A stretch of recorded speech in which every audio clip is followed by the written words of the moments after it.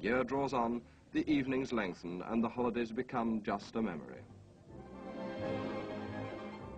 With the shorter daylight hours, the lights go on earlier, and Nelson changes its colour as darkness falls.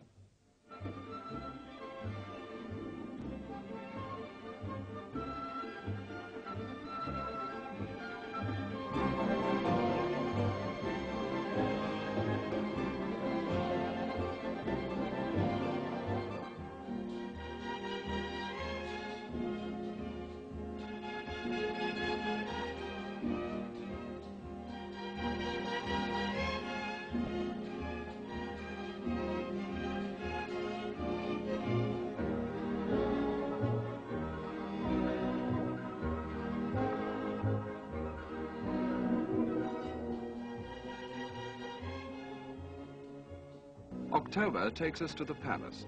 The annual production offered by the St. John's Operatic Society is always an eagerly awaited event. 1962 brought yet another success to this enterprising and talented society.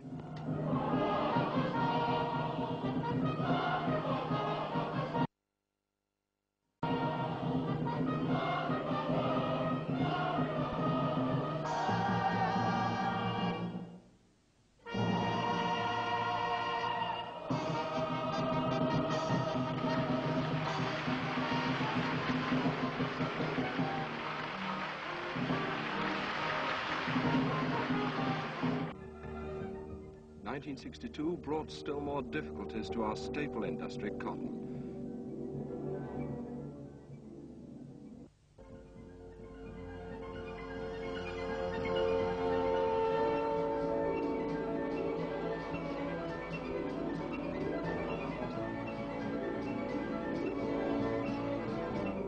Contraction within the industry is one reason for fewer jobs, but automation plays its part too. Work is going on, but not an operative in sight.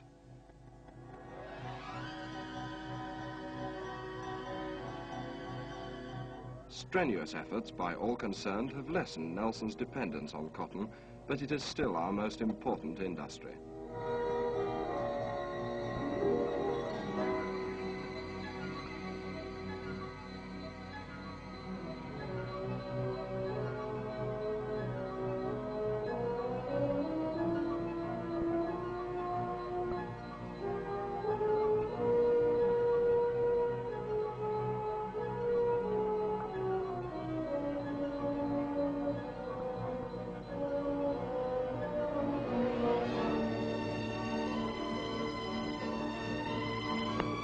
In Lancashire village, which stands on the bank of Pendlewater, there is a mill which for generations Nelsonians knew as Ackroyd's.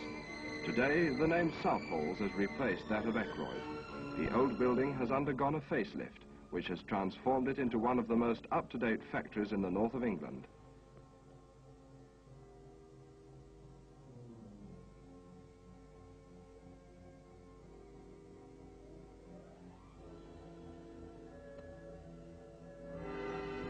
The old gives way to the new. The old fish market now houses this firm.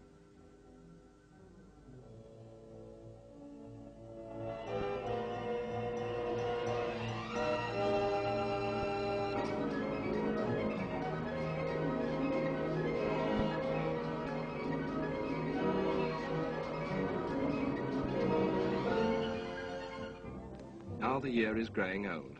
Autumn paints its russet tones for our delight.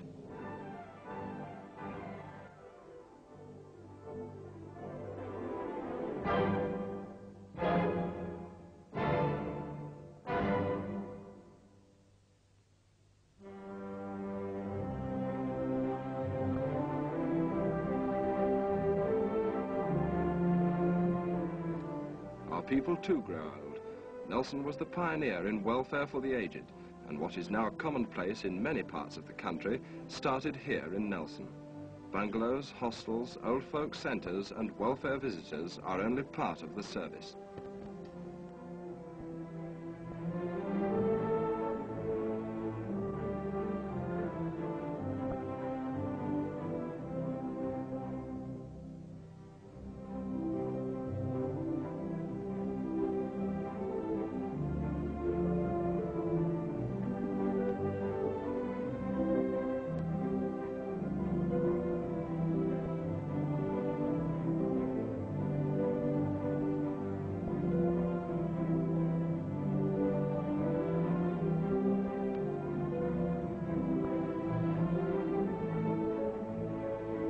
Nelson too can be proud of its record as a progressive education authority, and very few districts provide their children with the variety of education available here.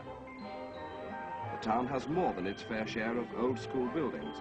Buildings may be old-fashioned, but the work in them is of the highest standard, and the latest equipment and techniques are used.